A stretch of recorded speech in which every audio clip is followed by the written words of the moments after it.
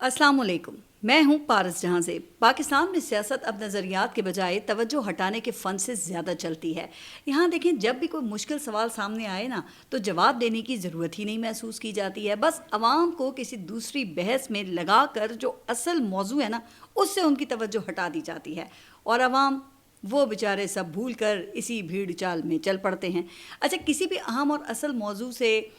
तवज्जो हटाकर लोगों को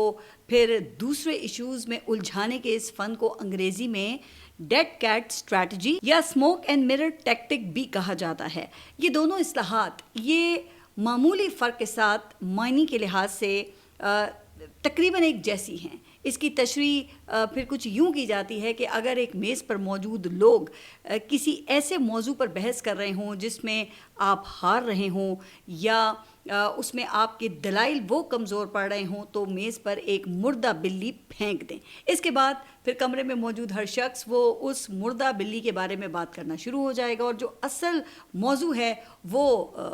भूल जाएगा। अच्छा, पाकिस्तान में वैसे तो हमेशा से यही किया जाता रहा है, लेकिन फरवरी 2024 के बाद से मुस्लिम लीग नून की हुकूमत की बदतरीन मुआशी कारकर्दगी और गवर्नेंस से तवज्जो हटाने के लिए कई मरतबा इसी स्ट्रैटेजी का सहारा लिया गया। कभी कहा गया कि भाई मियाँ साहब वो पेट्रोलियम मसनूआत की कीमतों में इजाफे पर इजलास से ही उठकर चले गए। कभी हमें ये बताया गया कि CDF का नोटिफिकेशन जारी नहीं किया जाएगा। हालांकि आप देखें कि मौजूदा मुस्लिम लीग नून का एस्टेब्लिशमेंट के सामने खड़े हो जाना क्या मुँह और मसूर की दाल वाली बात है, लेकिन गुज़िश्ता 2 सालों में ये हुकूमत ये इस कदर नाकाम हो चुकी है कि अब आवाम के सब्र का पैमाना ना लबरेज हो रहा है। आवाम अब बाकायदा इस हुकूमत को बद्दुआएं दे रहे हैं और ये हुकूमत ये पाकिस्तान में तारीखी गैर मकबूल तरीन हुकूमत बन चुकी है। अब इससे पहले कि आवाम मुत्तहिद हों और वो किसी तहरीक का आगाज़ हो, अब आवाम को नए सूबों के मौजू की तरफ आपने देखा कि लगा दिया गया है। गुज़िश्ता 1 हफ़्ते से हम सब मुसलसल देख रहे हैं कि यही इशू ये मीडिया के ऊपर डिस्कस हो रहा है। अच्छा, आपके इल्म में है कि ये मामला मोहसिन नकवी के एक बयान से शुरू हुआ जिसमें उन्होंने इसी निज़ाम को नाकारा, नाकाम और फरसूदा कह दिया था, फिर जिसका वो ख़ुद एक ताकतवर तरीन या कह लें कि मजबूत तरीन हिस्सा हैं। खैर, इसको मैं अपने गुज़िश्ता व्लॉग में इस पर तफसील से बात कर चुकी हूँ, लेकिन बस फिर क्या था। पाकिस्तान पीपल्स पार्टी के लिए तो आपको पता है ना कि वो काला बाग डैम या सिंध की तकसीम, ये 2 ऐसी रेड लाइंस हैं जिन पर तो भाई वो सब छोड़ने के लिए तैयार हो जाते हैं। उन्हें मालूम है ना कि सिंध की तकसीम हो गई या सिंध में नए सूबे बन गए तो फिर पाकिस्तान पीपल्स पार्टी के पास लाड़काना, सखर, ठट्टा, नवाबशाह और मोहनजोदाड़ो के खंडरात के अलावा फिर कुछ भी नहीं बचेगा। इसलिए जैसे ही नई सूबों की बात शुरू होती है ना, तो पाकिस्तान पीपल्स पार्टी वो बाकायदा तलवारें निकाल कर फिर मैदान में आ जाती है। जबकि मुस्लिम लीग नून को आप देखें कि उन्हें वैसे नए सूबों से इतनी तकलीफ़ नहीं होती जितनी इस निज़ाम को नाकाम या बोसीदा कहने पर होती है। क्यों भाई? क्योंकि इसी निज़ाम से तो उनकी रोज़ी रोटी लगी हुई है, वरना ये लोग या तो ये इस वक्त जेल काट रहे होते या फिर लंदन के वो एवन फील्ड अपार्टमेंट्स में मज़े से ज़िंदगी बसर कर रहे होते। अच्छा, अब सूरत हाल वो इस कदर मज़ा का खेज़ हो चुकी है कि आज़ाद कश्मीर के इलेक्शन में एक दूसरे से दस्तो गिरबां और एक दूसरे पर फायरिंग, कत्लो गारतगिरी, तशद्दुद और धांधली के संगीन इल्ज़ामात लगाने वाली इत्तेहादी जमातें वो मोहसिन नकवी और अलीम खान के ख़िलाफ़ वो एक पेज पर दिखाई देती हैं। मगर दूसरी तरफ ये नए सूबों की बहस से हुकूमत को भाई इतना फ़ायदा हुआ है कि पाकिस्तान में महंगाई, बेरोज़गारी और पेट्रोलियम मसनूआत की कीमतों की जो बहस है वो पस मंज़र में चली गई है। तो चलें पहले आज़ाद कश्मीर के इलेक्शन के बाद की सूरत हाल वो ज़रा डिस्कस कर लेते हैं। तो कल आज़ाद कश्मीर में इलेक्शन के दूसरे मरहले में मुजफ्फराबाद की 9 और मकबूजा कश्मीर की 12 महाजरीन की नशिस्तों के ऊपर इलेक्शन शेड्यूल्ड थे और मुजफ्फराबाद की एक नशिस्त LA-27 पर इलेक्शन मुलतवी हो गया और वजह ये बताई गई कि तेज़ बारिश और लैंड स्लाइडिंग की वजह से यहाँ पर इंतखाबी सामान और अमला नहीं पहुँचाया जा सका। वैसे ये इस मुल्क की जमहूरियत का हाल है, जबकि दुनिया के कई इलाकों में बदतरीन मौसमी हालात के बावजूद भी इलेक्शन का इनेकाद वो होता रहा है। खैर, जैसे ही इलेक्शन के लिए फिर पोलिंग का आगाज़ हुआ तो पाकिस्तान पीपल्स पार्टी ने वो शोर डाला और वो फायरिंग और तशद्दुद का रोना रोया कि पाकिस्तान का बेचारा मजलूम मीडिया वो तो हिल कर ही रह गया। अच्छा, सूरत हाल फिर इस हद तक ख़राब हो गई کہ آزاد کشمیر کے قائم مقام صدر چودھری لطیف اکبر کو بھی مبینہ طور پہ تشدد کا نشانہ بنایا گیا۔ اب آپ ذرا خود اندازہ کر لیں کہ جس نظام میں ایک ریاست کا صدر محفوظ نہیں تو اس نظام سے پھر آپ عام آدمی کے لیے کیا توقع رکھ سکتے ہیں۔ اچھا، پھر مظفر آباد کے حلقہ NA-31 میں پیپلز پارٹی کا ایک کارکن مشتاق حسین شاہ گولی لگنے سے جاں بحق ہو گیا، اور پھر پاکستان پیپلز پارٹی کی جانب سے اس کا الزام بھی وہ مسلم لیگ نون کے اوپر لگایا گیا۔ اچھا، اس کے بعد پاکستان پیپلز پارٹی کے ایک اور رکن اسمبلی صلاح الدین جنیجو بھی فائرنگ سے زخمی ہو گئے اور اس کا الزام بھی نون لیگ کے اوپر ہی عائد کیا گیا۔ اچھا، اب آپ یہ سوچ رہے ہوں گے کہ مسلم لیگ نون نے پاکستان پیپلز پارٹی کے اوپر جوابی الزامات عائد کیے ہوں گے یا پھر یہ جو واقعات ہوئے ان پر افسوس کا اظہار کیا گیا ہوگا، لیکن رکیے جناب، آپ غلط سوچ رہے ہیں۔ مسلم لیگ نون کی طرف سے ان تمام الزامات کو رد کیا۔ چلیں، رد کرنے کی حد تک بھی ٹھیک تھا بھئی، رانا ثناء اللہ اور خواجہ آصف نے تو آزاد کشمیر کے الیکشن کے دوسرے مرحلے کو آزاد کشمیر کی تاریخ کے شفاف ترین الیکشن قرار دیا ہے۔ اب رانا ثناء اللہ کا کہنا تھا کہ آزاد کشمیر کے الیکشن میں انتہائی پرامن، شفاف اور منظم انداز میں پولنگ ہوئی۔ ظاہر ہے نا، جب یہ 8 میں سے 6 اور 12 میں سے 10 نشستیں آپ جیت جائیں گے تو پھر وہ الیکشن تو دنیا کا شفاف ترین الیکشن ہی دکھائی دے گا نا۔ اور یوں آزاد کشمیر کے دوسرے مرحلے کے انتخابات بھی وہ پہلے مرحلے کی طرح انتہائی متنازع انداز میں منعقد ہو کر ختم ہو گئے۔ اچھا، اب آپ کو یہ یاد ہوگا کہ میں نے اپنے گزشتہ ایک ولاگ میں کہا تھا کہ آزاد کشمیر کے الیکشن کا اصل امتحان وہ 10 اگست کو ہونے والے پونچھ ڈویژن میں ہوگا، کیونکہ یہ آزاد کشمیر کا نا حساس ترین علاقہ بن چکا ہے، اور راولہ کوٹ جہاں پہ عوامی ایکشن کمیٹی کا دھرنا گزشتہ 2 ماہ سے جاری ہے، اور پھر پچھلے ہفتے وہاں پہ فورسز کی جانب سے آپ کے علم میں ہے کہ مبینہ فائرنگ کے بعد درجنوں ہلاکتوں کی افسوسناک خبریں بھی ہمارے سامنے آتی رہی ہیں، تو وہ بھی اسی پونچھ ڈویژن کا حصہ ہے۔ تو اب میری خبر کے عین مطابق آزاد کشمیر کے الیکشن کمیشن نے پونچھ ڈویژن کے الیکشن سے ہاتھ کھڑے کر دیے ہیں، اور آزاد کشمیر کے الیکشن کمیشن کا کہنا یہ ہے کہ اگر پونچھ کے حالات یہی رہے تو وہاں 10 اگست کو ہونے والے الیکشنز کو ملتوی کیا جا سکتا ہے۔ لیکن بہرحال نون لیگ کو پہلے 2 مرحلوں میں اتنی نشستیں ملتی دکھائی دیتی ہیں کہ وہ آزاد کشمیر میں حکومت تو اپنی بنا سکتی ہے۔ اچھا خیر، اب ذرا نئے صوبوں کا جو معاملہ ہے اس پہ ذرا تفصیل سے بات کرتے ہیں، جو اب آپ دیکھ رہے ہیں کہ انتہائی سنجیدہ رخ اختیار کرتا ہمیں نظر آتا ہے، اور اس نظام کے اندر سے ہی لوگوں نے خود ہی اس نظام کو ایکسپوز کرنا شروع کر دیا ہے، یعنی جو لوگ اس نظام کا حصہ ہیں وہ خود ہی اس نظام کے راز فاش کرنے میں لگے ہوئے ہیں۔ اچھا، اب کل خواجہ آصف نے محسن نقوی کے حوالے سے اپنے ٹویٹ میں یہ کہا کہ نقوی صاحب، سسٹم ہر وقت ایوالو ہوتے رہتے ہیں اور ہونے بھی چاہیے۔ نمونے کے طور پہ پی سی بی میں کوئی انقلاب لائیں۔ کرکٹ کے شائقین پی سی بی کی پرفارمنس سے کوئی اتنے مطمئن نہیں ہیں۔ پی سی بی میں تو اقتدار کل آپ کے پاس ہے، نہ وزیر اعظم ہے، نہ پارلیمنٹ ہے، نہ کوئی فرسودہ سیاسی نظام رکاوٹ ہے۔ اچھا، پھر رانا ثناء اللہ وہ بھی کہاں پیچھے رہنے والے تھے، اور انہوں نے یہ کہا کہ اسی نظام میں رہ کر محسن نقوی نے 30 سال کا سفر 3 سال میں کیسے کر لیا۔ اب آپ ذرا منافقت کی حد تو دیکھیے کہ مسلم لیگ نون کے لوگ اپنی ہی کابینہ کے ایک رکن کی کارکردگی پر خوب سوالات اٹھا رہے ہیں، اور اس رکن کے اسٹیبلشمنٹ سے تعلقات پر طنز بھی فرما رہے ہیں، لیکن وزیر اعظم سمیت ان میں سے کسی میں محسن نقوی سے استعفیٰ مانگنے کی اتنی ہمت یا جرت نہیں ہے۔ انہیں بڑی اچھی طرح سے معلوم ہے کہ محسن نقوی کی کارکردگی تو بھئی وزارت داخلہ اور پی سی بی دونوں جگہ پہ ہی زیرو ہے، لیکن مجال ہے کہ کوئی محسن نقوی سے استعفیٰ لے کر انہیں گھر بھیج سکے۔ کیونکہ ان کی تعیناتی تو مبینہ طور پہ براہ راست بڑے گھر سے ہوئی ہے، اور حکومتی وزراء کی کل اوقات وہ صرف اتنی ہے کہ محسن نقوی کی کارکردگی پر سوشل میڈیا اور میڈیا پر سوالات اٹھا سکتے ہیں بس، لیکن ان کو معلوم ہے کہ محسن نقوی کابینہ کا حصہ ہیں، حصہ تھے اور وہ حصہ رہیں گے۔ اب مجھے تو ایک مشہور فلم کا ڈائلاگ یاد آ رہا ہے کہ مونچھیں ہوں تو نتھو لال جیسی ورنہ نہ ہو، تو جناب پھر وزارت بھی ہو تو محسن نقوی جیسی ورنہ نہ ہی ہو۔ بھئی کیا شاندار وزارت ہے کہ موصوف کے پاس سیاست کا نہ کوئی تجربہ تھا، نہ وہ کسی سیاسی جماعت کا حصہ رہے، اور نہ ہی ان کو سینیٹر منتخب ہونے کے لیے کسی سیاسی جماعت سے ووٹ مانگنے پڑے۔ وہ بس آئے اور چھا گئے۔ وہ پاکستان کے طاقتور ترین وزیر داخلہ بن گئے اور پھر پی سی بی کے چیئرمین بھی بن گئے۔ وہ کسی کو جواب دہ نہیں ہیں۔ انہوں نے پارلیمنٹ سے صرف یہ کوئی 12 منٹ خطاب کیا، اور اب وہ اسی نظام کے سب سے بڑے بینیفیشری ہونے کے باوجود اس نظام پر سوالات اٹھا کر پاکستان میں نئے انتظامی یونٹس کی بات کر رہے ہیں، لیکن کسی میں ان کو گھر بھیجنے کی ہمت نہیں ہے۔ تو بھائی وزارت ہو تو پھر محسن نقوی جیسی، ورنہ نہ ہی ہو. لیکن محسن نقوی کی جانب سے نئے صوبوں کی بات اور اس سسٹم کے کولیپس ہونے کے بیان کے بعد اب پاکستان کے جو بڑے بڑے صحافی ہیں اور یوٹیوبرز ہیں وہ اندر کی خبریں نکال کر لا رہے ہیں. کوئی یہ کہتا ہے کہ مسلم لیگ نون اور پاکستان پیپلز پارٹی کو سسٹم درست کرنے کے لیے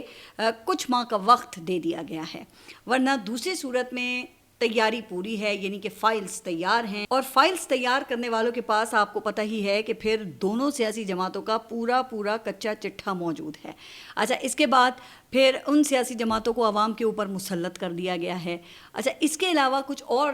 صحافی وہ بھی اسی قسم کی خبریں دے رہے ہیں، اور کچھ صحافیوں کے نزدیک یہ نظام یہ اسی طرح چلتا رہے گا اور حکومت اپنی مدت بھی پوری کرے گی. اب سینئر صحافی انصار عباسی صاحب وہ اس بات کی تردید کرتے ہوئے کہتے ہیں کہ نہ نواز شریف لڑائی کے موڈ میں ہیں، نہ شہباز شریف اور فیلڈ مارشل میں کوئی دراڑ ہے. محسن نقوی جذبات میں آ کر کچھ زیادہ ہی بول گئے ہیں، اور بقول عباسی صاحب کے کہ جب انہوں نے اپنے سورس سے 6 ماہ کی ڈیڈ لائن کا پوچھا تو جواب ملا کہ ہم تو آپ سے سن رہے ہیں، بھلا سنجیدہ معاملات میں اس قسم کی ڈیڈ لائنز دی جاتی ہیں. اچھا، اب جناب آپ دیکھیں کہ سب کے اپنے اپنے سورسز ہیں اور سب کی خبر وہ ایک دوسرے سے مختلف بلکہ متضاد ہے. لیکن سب سے حیران کن بات وہ محسن نقوی کے رازدان اور دوست سہیل وڑیچ نے کی ہے. اب آپ یہ سوچ رہے ہوں گے کہ سہیل وڑیچ نے محسن نقوی کی بات کو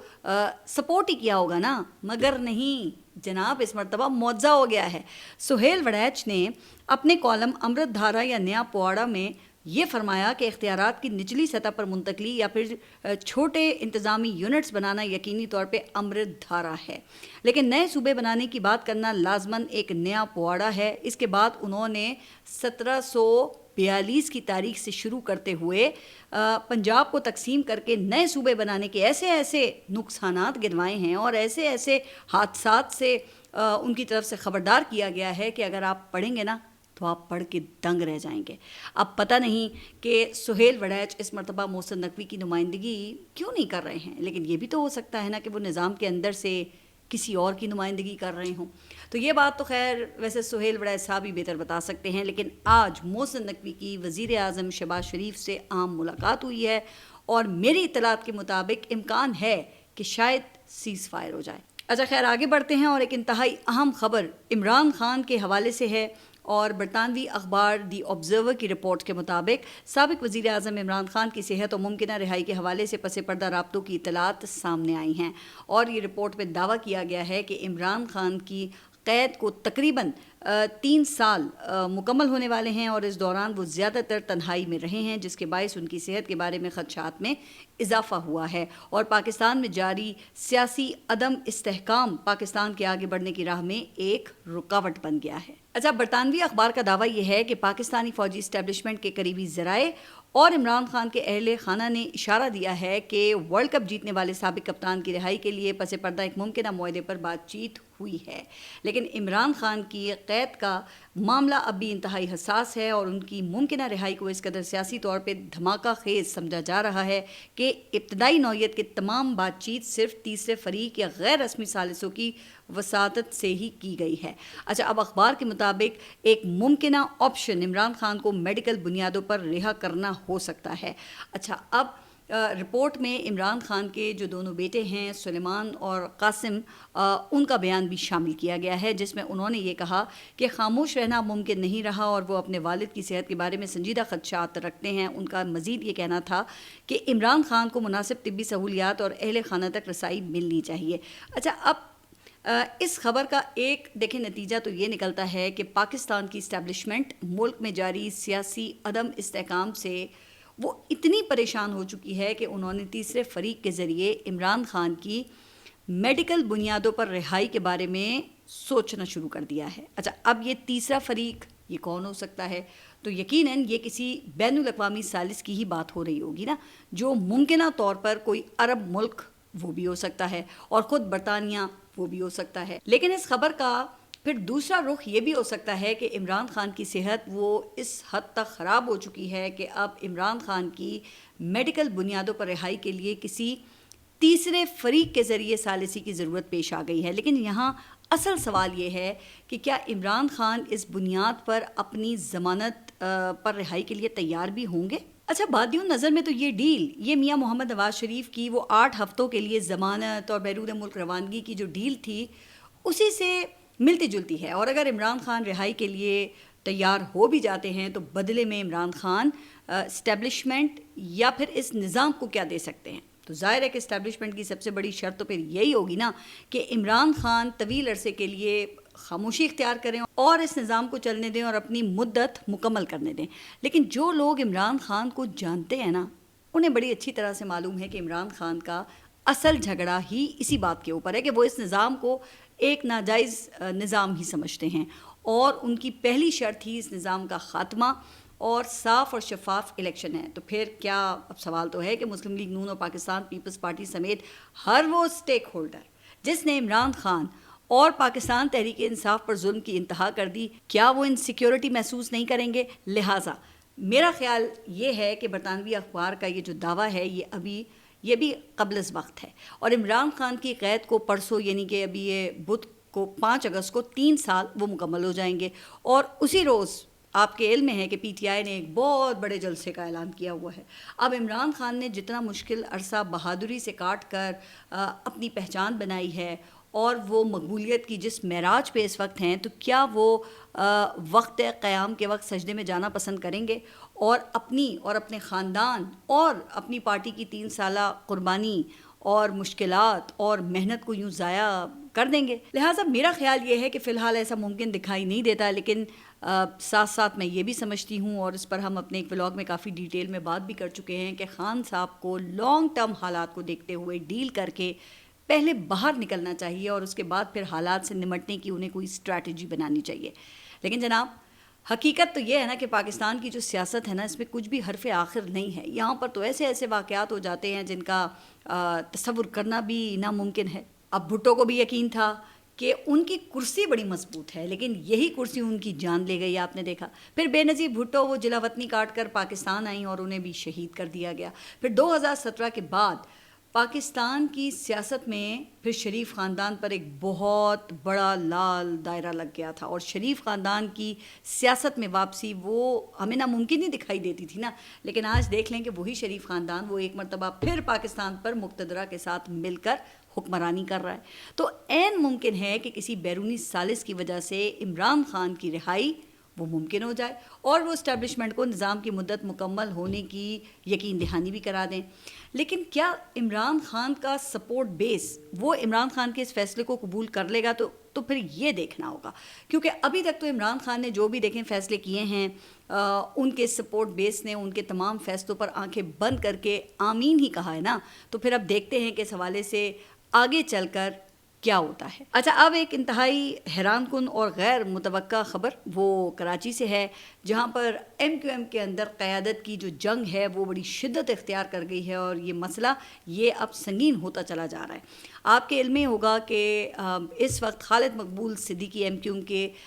کنوینر ہیں، جن کے عہدے کی مدت وہ ختم ہو چکی ہے، اور مصطفیٰ کمال وہ طویل عرصے سے پارٹی الیکشن کا مطالبہ کر رہے تھے، اور ہم نے بھی جب مصطفیٰ کمال کے ساتھ جب پوڈ کاسٹ کیے تو اس وقت بھی ان کا یہی مطالبہ تھا کہ پارٹی الیکشن ہونے چاہیے، اور ان سے جب پوچھا کہ بھئی آپ کا کیا عہدہ ہے پارٹی کے اندر، تو وہ کہہ رہے تھے مجھے نہیں پتا کہ میرا کیا عہدہ ہے۔ تو اس وقت ایم کیو ایم پاکستان کے اندر ایک بڑی واضح گروپ بندی ہے، اور خالد مقبول صدیقی گروپ اور دوسرا مصطفیٰ کمال گروپ وہ الگ الگ کھڑے ہمیں دکھائی دیتے ہیں۔ بظاہر دیکھیں ڈاکٹر فاروق ستار نا وہ بڑے نیوٹرل ہیں، لیکن ان کی ہمدردیاں وہ بھی خالد مقبول صدیقی کے ساتھ ہی دکھائی دیتی ہیں۔ اچھا، اب کل ایم کیو ایم کے مرکز بہادرآباد میں یہ لاوا پھٹ پڑا، اور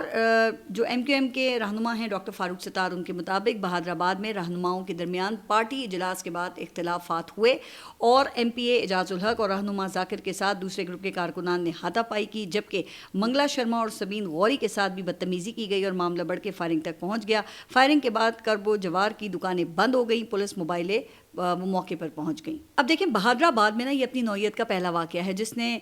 پرانے کراچی کی یاد کو تازہ کر دیا ہے۔ فرق ہاں وہ صرف اتنا ہے کہ یہ واقعہ ایم کیو ایم کی آپس کی لڑائی کا نتیجہ ہے، ورنہ جس زمانے میں کراچی میں الطاف حسین کا حکم چلتا تھا نا، اس زمانے میں ایم کیو ایم کے اندر کسی قسم کی گروپ بندی یا پھر یہ آپس کی لڑائی کا تو سوال ہی پیدا نہیں ہوتا تھا، بلکہ الطاف حسین تو اکثر پارٹی کارکنوں کے ہاتھوں یہ جو بڑے بڑے اراکین قومی اور صوبائی اسمبلی اور سینیٹرز تھے نا، ان کی پٹائی بھی لگوا دیا کرتے تھے۔ لیکن بہرحال میرا خیال یہ ہے کہ ایم کیو ایم کو اب جلدی اپنے یہ جو اختلافات ہیں نا ان کو ختم کرنا چاہیے، ورنہ بڑے گھر سے